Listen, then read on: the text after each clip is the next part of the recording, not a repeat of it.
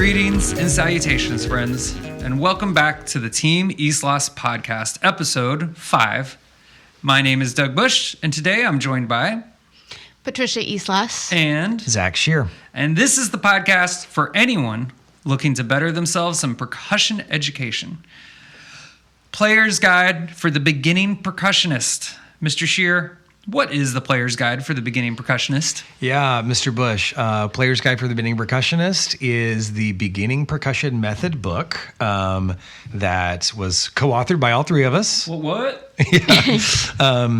It feels like we started this book shortly after I was born and finished it last year. 2024. 2024. Timestamp that real quick. But in all seriousness, we started it pre-COVID and worked on it. For years. Yeah, I think around 6 years in the making. To develop it into what it is today. And a big part of that was the book being tested and used by other trusted educators, which I think is what helped turn it into the product that we're really proud of right now. Yeah, trusted educators, not just in the state of Texas, but across the nation. We got tons of outstanding feedback that definitely influenced the direction of the book. Ms. Islas, why did we write this? We wanted to create a tool that would help to solve some of the problems that we were all witnessing our students struggle with. Speaking back to my own personal experience, I was very fortunate to grow up in a very successful, a large, high-achieving band program.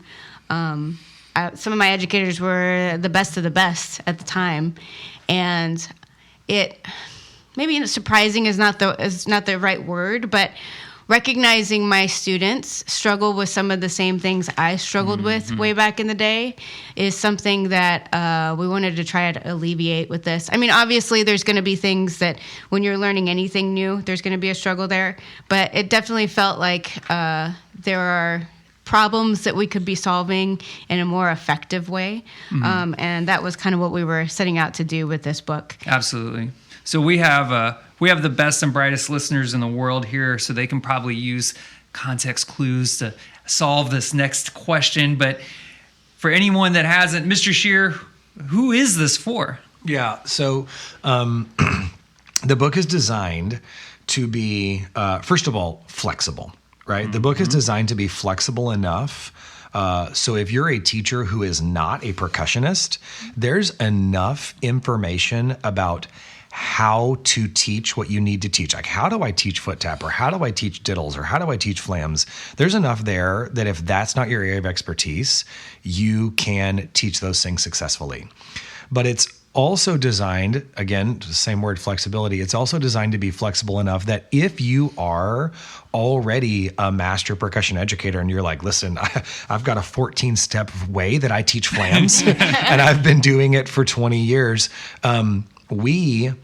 our goal is to make sure that we didn't pigeonhole you pedagogically, right? So the book will still work as a great resource and hopefully bring some new things to the table for you to take your students and your teaching to the next level. So you can still use your 14-step plan for flams if you want. That's great.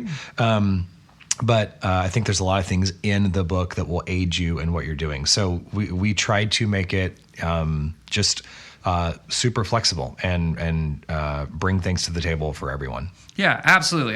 And everybody's situation teaching beginning percussion is wildly different. I mean, Miss Islas and I have seen it all. We've seen it programs where they don't start till the 7th grade. We've seen programs where in the 6th grade they're only meeting for 45 minutes a day. Sometimes where they're meeting an hour and a half a day every day. Sometimes they only meet a couple days a week. And in recognizing this and seeing all the kind of diversity of setups for your teaching your beginning percussionist, we wanted to separate the book into 2 chunks: the snare or pad or drum mode book, and then the mallet mode book.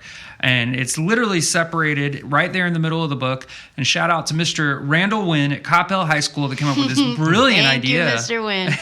of not having a front cover and a back cover, but the book is literally 2 covers. like where you have like the drum mode cover, and you open it up and you drum through it. And if you close the book and literally flip it in your hands the way you would a drumstick, a half flip there, now the quote unquote back cover is actually the front cover for the mallet book, and you can just go through that. And oh man, that has been a hit. The kids love that. And when you send the book to the printer, when you do this, they will call you and say, I just want to make sure. I think half of your book is backwards. Half your book is backwards and upside down. It's like, no, that's actually correct. That happened every time, I think. Yeah. If you can't play it backwards off the left, So one of the, there's so many unique features in this book that you're not going to find in other beginning percussion books that aren't unique for the sake of being unique. They're time-tested, proven educational methods that we have used for years, and are so excited to have them like codified in a like physical context here. For example, we have something called the composition corner. Miss Islas, what is the composition corner? Yeah, I love the composition corner. So you will find at the end of every level in the snare drum book and in the keyboard book a section that is basically a few blank measures. I think it's 2 to 4 blank measures, a key that has a lot of the note types and rests and dynamics of that level or previous levels, and opportunity for the students to compose their own music. Mm-hmm. And I love this personally as a composer, but because of the way I came to composing, was kind of self-taught. I feel like it is not something that is explored enough in the music education system, because music is a language. You need to learn how to read and write it and play it. And we spend so much time learning how to read it and speak it, but we don't really spend any time creatively getting in there. And so this offers the students a chance to explore that in a way that is not super intimidating.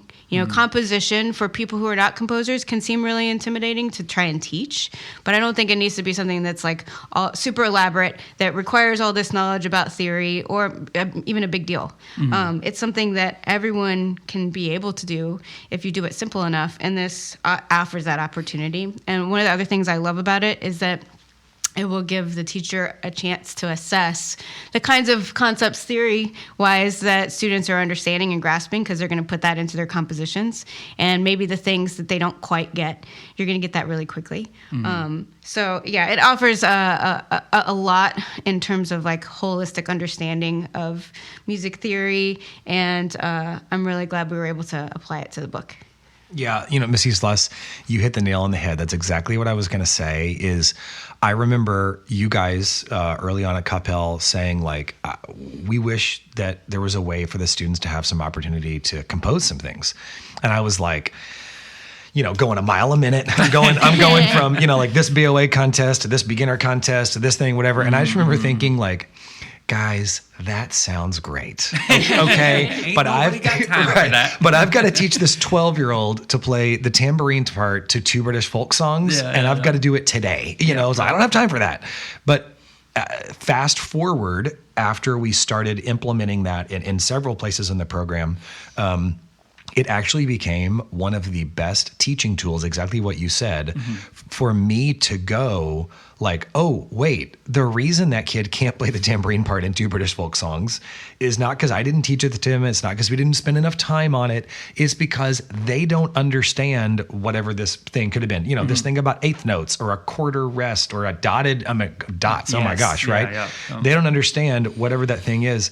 And that would be revealed to me when they tried to write their own little composition. Like, oh, wait, really you think dots are work like that? Yeah. Oh, no. Come here, let's talk about that. So it was just such a good tool for me to actually see what I was getting through to the students and what they actually weren't understanding. And it actually improved their performance substantially. Yeah, one of the coolest texts I think I got in the last year was from Danny Hawkins recently, who then he teaches 6th grade classes in Capel.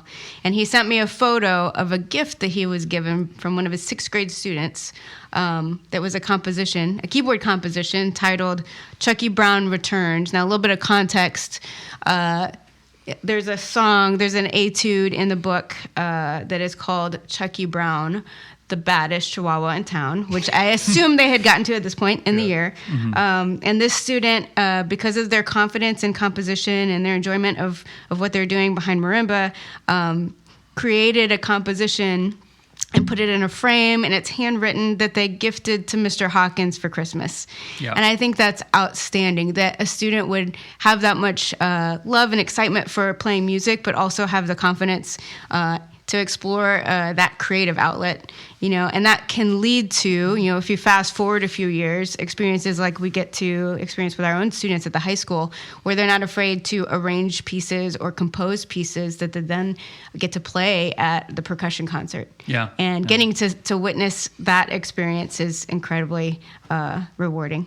Absolutely. And I mean, those words that you're using, love, excitement, enjoyment, the other side of the coin here that we've added that I feel is unique is something that we got from Mr. Matt Ehlers, outstanding educator, outstanding musician, outstanding human, right? And he really talked about the importance with the young students of them enjoying and being excited about what they're doing. And this transcription challenge was part of that, where, you have these blank measures where the teacher is afforded to play something and then the students to kind of write it in. And what's been really beautiful about the transcription challenge is if for some reason it doesn't happen in class, or they get to in class, I do it in lesson, right? If I'm in private lesson with a student and I see that the composition corner has been filled out with the transcription challenge, and in a one-on-one setting, it's a really great opportunity, exactly what Mr. Shear said, to kind of see what they're doing, what they're not doing. But I think back to myself when I was younger, I struggled significantly with the analytical part of reading the music and identifying the symbols and stuff, but I had an outstanding ear. I was very good at transcribing. So this is another option here between the Composer's Corner for some of your more creative students, and the transcription challenge for your students that have great ears and skill sets they would use in situations like playing drum set or whatever. This is a well-rounded education where all the students are getting opportunities to succeed regardless what their innate strengths and weaknesses are, right? It's not just catering to one type of student. And just, Mr. Bush, I just want to give a quick example. Like you said, Composer's Corner and Transcription Challenge are two things that appear at the end of every single level in the book. Every single level, yep. So I'm looking at the end of level 17 right now, which is page 44 in the snare drum book. And it says, Composer's Corner, use the key to write a piece including dotted eighths and flams. It says dotted eighths and flams because that's what was new in level 17. And then the key, which is right below that, has 35 little boxes with everything from quarter notes all the way up to 16th notes and buzz rolls and dots and flams, because that's everything we've learned so far, right? Yep. And then below that, and again, your students will see this in every level, it says Transcription Challenge. And there's 2 bars, and it says, write what your teacher plays, listen closely. So It's just an amazing opportunity there, and it happens at the end of every level. Yeah, absolutely. And at the very beginning of the levels, Mr. Shear, we have a daily review. What is the daily review about? Yeah, so this was born out of me reflecting on teaching beginners and being a firm believer that having a routine at the beginning of every class that we can kind of go through to develop skills. We're not introducing necessarily anything new. We're not rocking their world with some musical concept. We are moving our hands and we are doing things, whether that's stickings or diddles or flams or whatever. We're reviewing. We're reviewing. We're going to hit over and over and over these skills that we need to perfect. So at the beginning of every single level, you'll see at the top of the page. So for instance, I'm looking at level 5 right now. It says the top left of the page in big bold letters, level 5. And then it says daily review. And at this point, we only have 2 things. So we've got level 5 stickings and the level 5 rhythmic building blocks. Those are the 2 things that we're recommending you do in class every day. You don't have to go exactly with what we've laid out. But I think almost more importantly, those are things that you can point to your students and go, hey, when you go home tonight, when you practice, this is what you practice. Daily review. It's right there. You don't have to guess. They don't have to remember what you told them in class. They know what to practice right there. So then if I fast forward, so for instance, if I go I just wanted to point this out. If I go to the last level of the snare drum book, it's pretty impressive what the daily review is built up to. So it obviously we add to it as we go throughout the levels, and tempos begin to be included, and you'll find that the tempos progress in a very predictable manner, so that by the time they get to level 21, the daily review includes 3-note timing, 116 to 126, level 14 stickings, 118 to 128, and it goes on all the way through. There's buzz roll exercises and ditto grids and triplet roll stuff and Jedi 8s and flam tap builders, et cetera, et cetera, et cetera. But the daily review is an excellent tool for you as an educator to not have to reinvent the wheel and go I need to come up with this amazing warm-up plan for us every day. No, you don't have to come up with that. It's already here in the book. And then also for your student to have a very easy way to go, hey, what do I need to practice right now? And what tempo do I need to practice it at? Boom, it's already right there. Yeah, absolutely. Absolutely. And, another example of kind of the thought of and depth that went into this book here is that an observation Miss Islas and I have witnessed throughout the entirety of our career is that sometimes percussion directors and band directors both can really struggle with beginners because they are so far removed from what it's like to be a beginner. And often that results in just too much information. We really need to slim it down. Anyone that is starting something for the first time, we're trying to get to a very basic, simple thing that is achievable so they don't feel overwhelmed, so that they feel like they're succeeding. And so because of this, when we go to the actual layout of the book, one of the big goals for us was, can you get through the book in a year? Right? And be honest with me out here, folks. You got through your book before? Right. Some of these books out here, I don't know, Mr. Bush could get through in a year, but I'm glad to say that multiple examples of groups that have made it through. And I think part of that is because in the layout process, obviously, organically, there will be certain levels where you have some empty space. What are we going to do with that empty space? Well, the gut reaction is let's fill it up with stuff, right? More lines, more this, more that.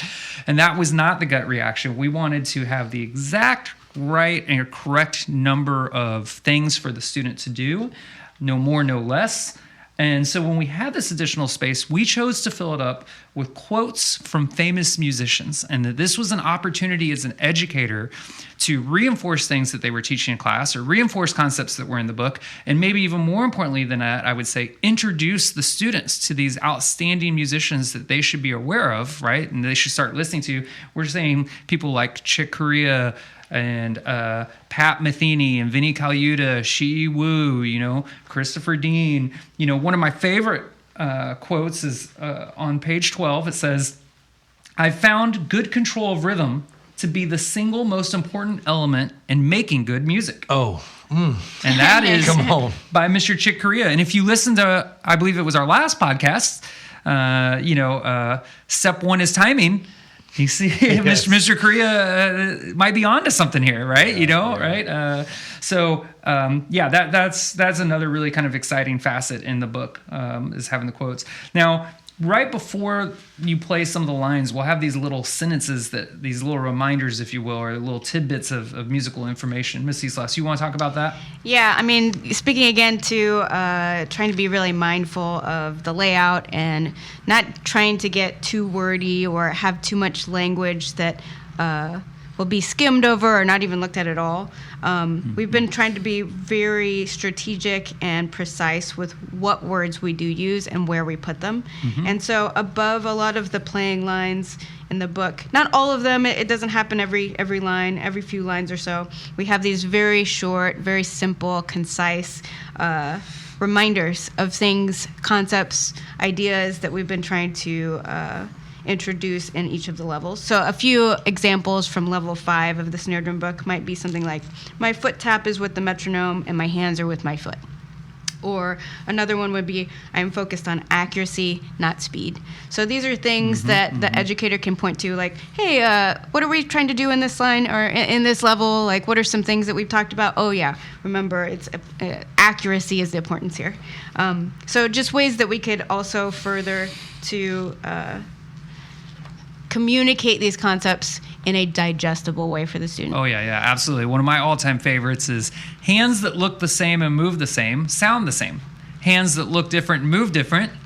Sound different. Yeah. And I mean, never in my career have I had a student that wasn't able to finish that, right? I mean, it's just so obvious. So great reminders in here. So, hey, let's recap real quick. The Player's Guide is designed to be portable, affordable, and accessible. Mr. Shear, portable. Yeah, portable. So you're going to find when you pick up the book, you can pick it up with one hand. Your 6th grade students can put this in their backpack and not have to, tighten the straps and hunch over and try to lug it back and forth to school. I know in some cases this might be one of the only books that they're actually taking back and forth every day. And like Mr. Bush said earlier, and like Miss Islas said also, we really made an effort. I think we spent more time taking things out than we did putting things in. We really made an effort to not have anything extra on the page because we thought that was best pedagogically, but also we did not want the book to be one page longer than it needed to be. Absolutely. And that was also part of our decision to not include accessories in the book. You will not find instruction on how to play triangle and tambourine and timpani and that sort of thing. And those things fall into the category of, like, if we had really believed that a lot of people really need and want this in the book, it would be there. But in our conversations, again, this was not a decision we just made willy-nilly by ourselves, but in our conversations with a wide range of teachers, we just found that we didn't think, obviously those things are very important and you're going to spend time on those things in your classes. Absolutely. But we did not feel that teachers were turning to books for instruction on those instruments. So we took it out in order to keep the book as short as possible. Absolutely. Portable, affordable, and accessible. Affordable was so important because, again, we've seen everything, but some of these programs, it's like, these parents are so excited. Oh, my kid, little Johnny's in percussion. It's like, okay, here's what little Johnny needs. He needs to get a pair of sticks, and he needs to get a pair of timpani mounts, and he needs to get a pair of hard xylophone mounts, and he gets a pair of soft xylophone mounts, and he needs to get a pair of marimba mounts that look like baseball bats, and you need to rent a marimba from this place, and you need to, buy a pad, you need to buy a stand. Man, it adds up, and it is a lot. And we are so proud to say that this is the least expensive book of its kind, the least expensive beginning percussion book in its class. Again, another very conscious decision. We're trying to look out for the educators and the students and the parents in this portable, affordable, accessible, Miss Islas, accessible. Accessible. We wanted to keep in mind who was going to be using this book, and that comes down to things such as the cover. If you look at our book, you'll notice that both covers are very colorful. They're very inviting. The kids on the covers look like they're having fun playing music, which is what exactly when we want to introduce to the beginners playing percussion is a good time. And so we put a lot of effort into designing a cover, multiple covers, 2 covers, that would explain that without having to explain that, if that makes any sense. I mean, when you look at it, for the old heads out there, it looks like an old school Nintendo Power magazine because it has that feel to it. So that introduction to the book hopefully has that message, sends that message. And then in terms of the layout, it's clean, it's easy to read, there's no extra clutter, so that there's no confusion on what the focus needs to be when working through any level. And then it's written with a 12-year-old 6th grade student comprehension level in mind. So many textbooks have so much wording, and sometimes the language can be so advanced that it almost trains the student not to read the text. But everything that we have written has been scrutinized to a high level of the amount and the language, so that it is encouraged that this information is important and it should be read. Yeah, absolutely. Yeah, great job, shouting out that cover. Gabby did such a good job with it. I remember that, a big goal of ours was if another student looked into the bag of a percussionist, that they wouldn't even think it was a textbook. They're like, what is that? Yeah. That is so cool. And we're like, this is my textbook for band. They would wow, that's the book you use for band. I screwed up by not signing up to play percussion. All right. Hey, thanks for hanging with us today, friends. If you have any questions for the podcast, send them to teamislas@gmail.com. That's TeamIslas, TeamIslas @gmail.com.